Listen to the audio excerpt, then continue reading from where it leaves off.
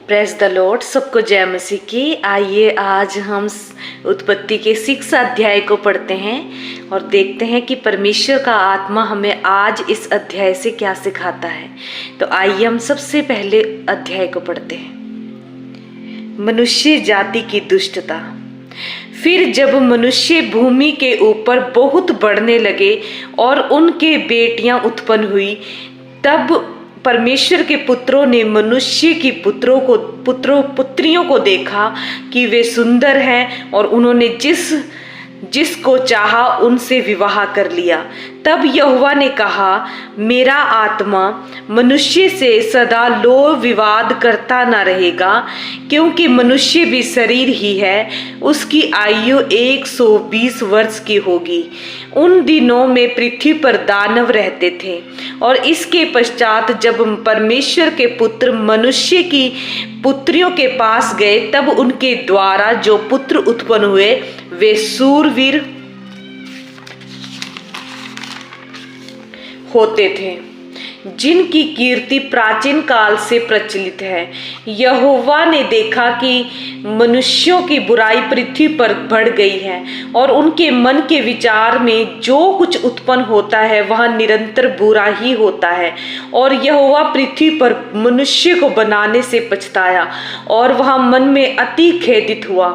तब यहोवा ने कहा, मैं मनुष्य को जिसकी मैंने सृष्टि की है पृथ्वी के ऊपर से मिटा दूंगा। क्या मनुष्य, क्या पशु, क्या रेंगने वाले जंतु, क्या आकाश के पक्षी, सब को मिटा दूंगा, क्योंकि मैं उनके बनाने से पछताता हूँ। परंतु यहोवा के अनुग्रह की दृष्टि नूह पर बनी रही। नूह की वंशावली यह है कि नूह धर्मी पुरुष और अपने समय के लोगों में खरा था, और नूह परमेश्वर ही के साथ साथ चलता रहा। और नूह से सेम और हाम और येपेत नामक 3 पुत्र उत्पन्न हुए। उस समय पृथ्वी परमेश्वर की दृष्टि में बिगड़ गई थी और उपद्रव से भर गई थी। और परमेश्वर ने पृथ्वी पर जो दृष्टि की तो क्या देखा कि वह बिगड़ी हुई है, क्योंकि सब प्राणियों ने पृथ्वी पर अपना अपना चाल चलन बिगाड़ लिया था। तब परमेश्वर ने नूह से कहा, सब प्राणियों के अंत करने का प्रश्न मेरे सामने आ गया है, क्योंकि उनके कारण पृथ्वी उपद्रव से भर गई है। इसलिए मैं उनको पृथ्वी समेत नष्ट कर डालूंगा। इसलिए तू गोपेर वृक्ष की लकड़ी का एक जहाज बना ले, उसमें कोठरियां बनाना और भीतर बाहर उस पर राल लगाना। इस ढंग से तू उसको बनाना। जहाज की लंबाई 300 हाथ, चौड़ाई 50 हाथ और ऊंचाई 30 हाथ की थी। जहाज में एक खिड़की बनाना और उसके एक हाथ ऊपर से इसकी छत बनाना, और जहाज की एक द्वार रखना, और जहाज में पहला, दूसरा, तीसरा खंड बनाना। और सुन, मैं आप पृथ्वी पर जल प्रलय करके सब प्राणियों को जिनमें जीवन का प्राण है आकाश के नीचे से नष्ट करने पर हूँ, और सब जो पृथ्वी पर है मर जाएंगे।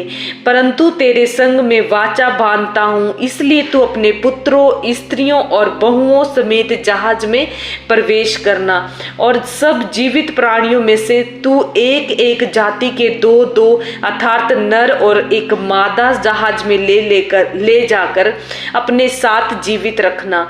एक जाति के पक्षी और एक एक जाति के पशु और एक एक जाति के भूमि में रेंगने वाले सब में से 2-2 तेरे पास आएंगे कि तू उनको जीवित रखे। और भांति भांति का भोज्य पदार्थ जो खाया जाता है उनको तू लेकर अपने पास इकट्ठा कर रखना, जो तेरे और उनके भोजन के लिए होगा। परमेश्वर की इस आज्ञा के अनुसार नूह ने किया। हम इस अध्याय में पहुंचे हैं, उत्पत्ति 6 अध्याय में हम पहुंचे हैं, जहां पर हम नूह के विषय में हम देखते हैं कि नूह कैसा था। नूह के ऊपर क्या था? परमेश्वर का अनुग्रह था। जब हम देखते हैं कि इतनी ऐसी प्रजा, ऐसी दुनिया, ऐसे संसार भर में क्या हुआ कि यहाँ पर लिखा है कि मनुष्य के पुत्रों ने, परमेश्वर के पुत्रों ने मनुष्य की पुत्रियों के साथ विवाह किया, और जो उनके जीवन से जो पुत्र उत्पन्न हुए वे कैसे थे? शूरवीर थे। मतलब बहुत प्राचीन काल से जो कृति से प्रचलित थे, जिनकी कृति प्राचीन काल से प्रचलित थी। यहोवा ने देखा कि फिर परमेश्वर ने क्या देखा, क्योंकि परमेश्वर ने देखा कि मनुष्य से ज्यादा धरती पर कौन बस गए हैं, दानव। दानव का मतलब है कि दुष्टता करने वाले सबसे ज्यादा हो गए, क्योंकि जो स्त्रियों के बच्चे वहां पर उत्पन्न हुए, उनको यहाँ पर लिखा गया कि वो बहुत बलवान थे। और कैसे बलवान, जब पहले के लोग बलवान जो अधिक होते थे उनको ज्यादा शक्तिशाली मानते थे, लेकिन आज परमेश्वर ने क्या किया है कि जो ज्यादा निर्बलता में ही सामर्थ्य है। आज इस बलवंत का कोई मतलब नहीं है, कोई कितना बड़ा अधिकारी है, कोई कितना भी बड़ा बलवंत है, शरीर में कितना भी बड़ा हैवी है, कोई उससे फर्क नहीं पड़ता। लेकिन यहाँ पर हम देखते हैं कि परमेश्वर ने क्या देखा कि धरती पर बहुत सारी बुराई क्या फैल गई है ना, उनके द्वारा दुष्टता फैल गई, बुराई बढ़ गई। ऐसा बुराई जो निरंतर बुरा ही मतलब उत्पन्न होता गया। तो परमेश्वर यहोवा परमेश्वर क्या कह रहा है 6 में कि यहोवा पृथ्वी पर मनुष्य को बनाने से पछताया। कितना बुरा परमेश्वर का मन में अति खेदित हुआ ये चीज बोल। जब ये चीज परमेश्वर कह रहा है तो कितना उसका मन को ठेस लगा होगा कि मैंने कितना बुरा किया कि मैंने धरती पर मनुष्य को बनाया। क्योंकि उसने क्या देखा कि धरती पर क्या हो रहा है, पाप बढ़ रहा है, दुनिया पाप में बढ़ रही है, दुनिया संसार दुष्टता में बढ़ रही है, बुराइयां उत्पन्न हो रही हैं।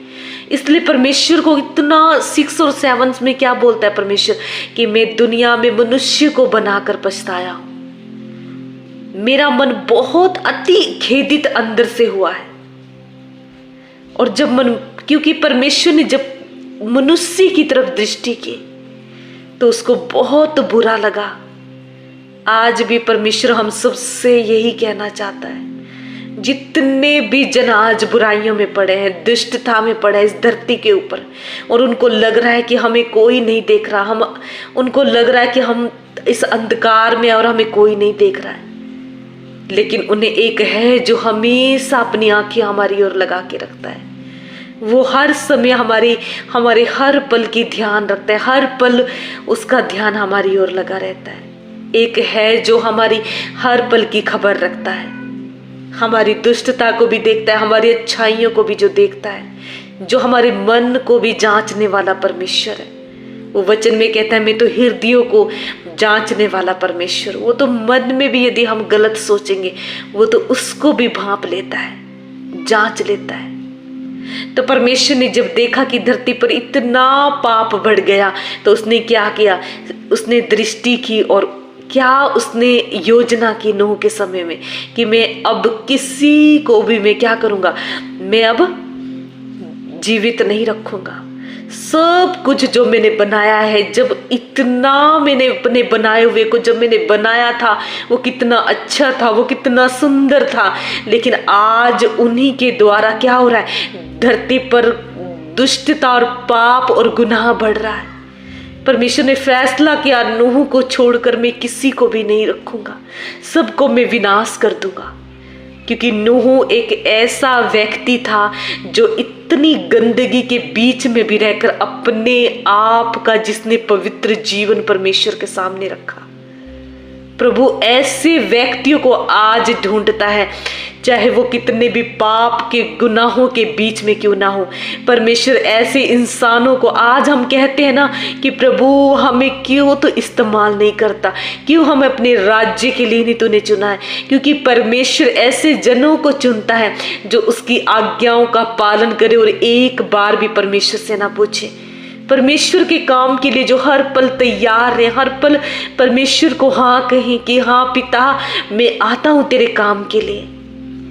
नूह को एक बार परमेश्वर ने आज्ञा दी कि तू जहाज बना, और परमेश्वर को एक बार भी उसने ये नहीं कहा कि प्रभु तू मुझे ये क्या कह रहा है, या मेरे चारों ओर किस टाइप के लोग रहते हैं, मैं कैसे जहाज बना सकता हूँ, लोग मुझ पर हंसेंगे, लोग मुझ पर ठट्ठा उड़ाएंगे, क्योंकि लोगों में दुष्टता इतनी बढ़ चुकी है। उसने कुछ नहीं सोचा, उसने कुछ भी अपनी परवाह नहीं की, लेकिन वो चल दिया परमेश्वर की आज्ञाओं को पूरी करने के लिए।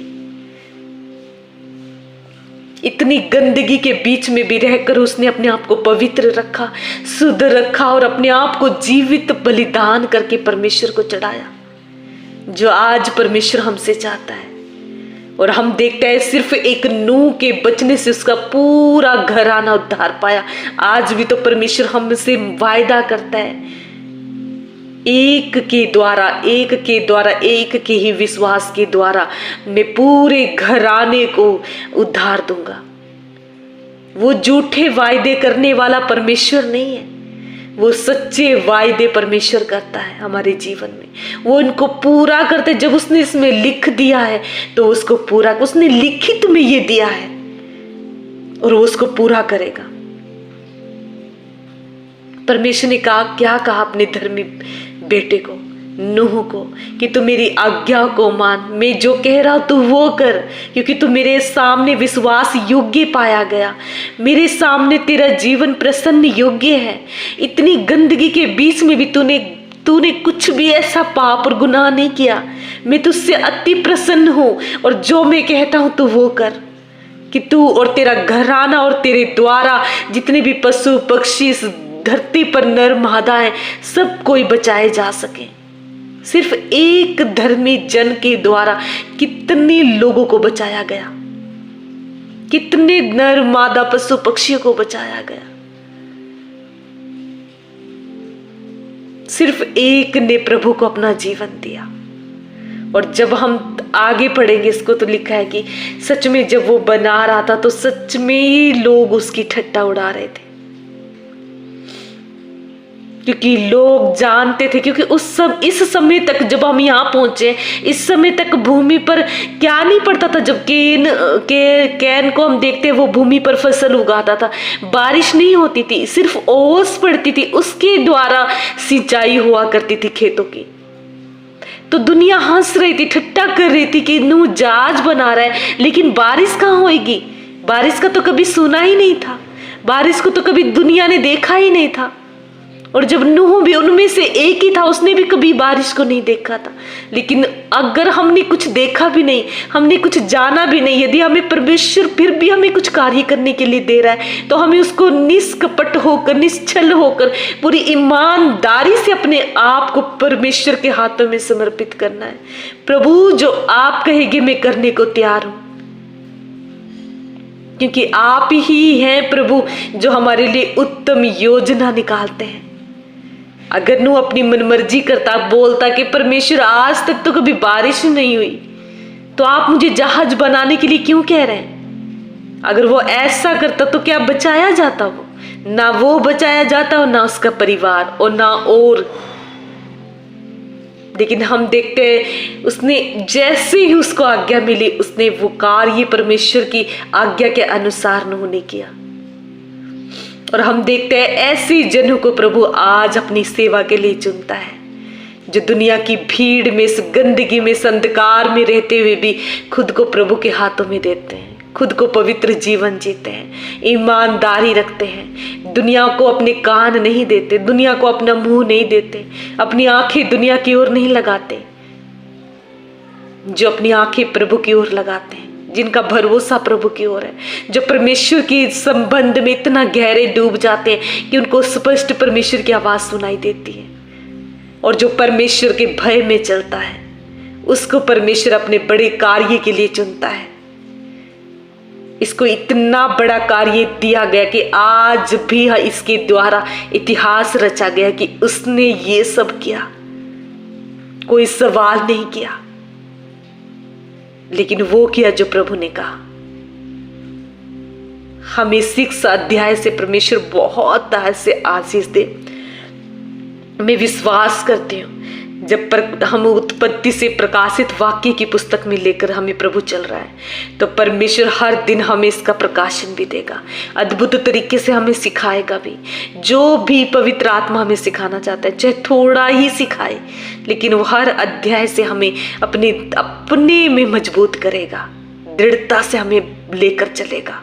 अब हमारे हृदयों में वो अपने वचनों को बो रहा है, उसमें वो वचन जो 1000 गुना फल लेकर आते हैं, जो कभी वापस नहीं जाते। प्रभु ने जिस भी कार्य के लिए भला कार्य शुरू किया है, परमेश्वर जिन जिन को भी चाहता है कि ये सुना जाए, और जिन जिन को बाइबल पढ़ने का समय नहीं मिलता, खासकर मुझे भी नहीं मिलता था, प्रभु का मैं पिता परमेश्वर का धन्यवाद देती हूँ। इन सारी बातों को परमेश्वर के चरणों में, सारा आदर हम प्रभु के हाथों में, सारा आदर और महिमा प्रभु को, सारा सम्मान परमेश्वर को देते हैं, क्योंकि मैं खुद से कुछ नहीं कर सकती यदि वो मेरे साथ ना हो।